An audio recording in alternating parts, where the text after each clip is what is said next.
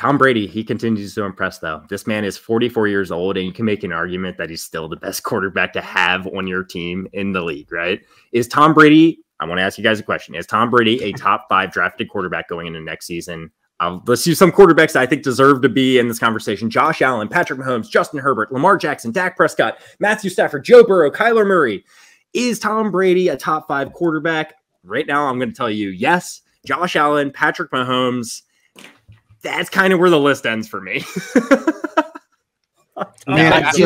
Josh Allen, Patrick Mahomes, Kyler Murray, Justin Herbert, Joe Burrow, Dak Prescott, Tom Brady. I mean, it hasn't been like that this season. And let me tell you why. Jay said it before the show started.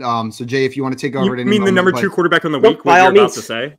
You mean the number 2 quarterback in the week? Josh, that is one game. That is one game against the New York Jets. So if you want to take that and extrapolate across a full season, that's fine. But whenever I do analysis, I try to look at a macro scale instead of a micro scale.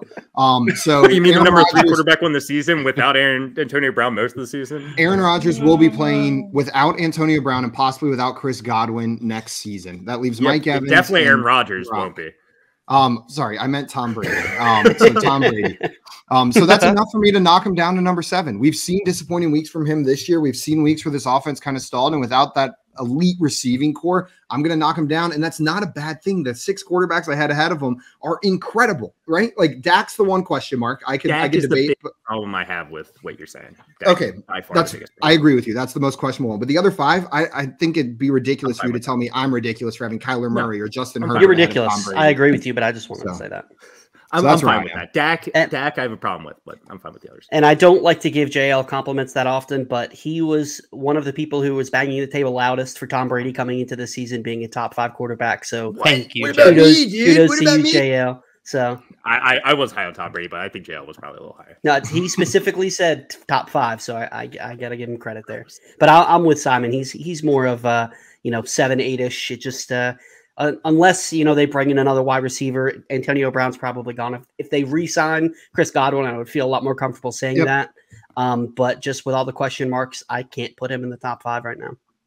I still think I wouldn't, even with Chris Godwin. I think that the 5 that Simon said are in some order my top 5. Take Dak out of it, the other 5. The reason I wouldn't put Tom in the top 5, I have him just outside the top 5 going next season, is because of the touchdown rate. Because the Tampa Bay lead all teams in passing touchdowns, and his touchdown rate is extremely high. He doesn't have that rushing floor that a lot of these guys do, that upside.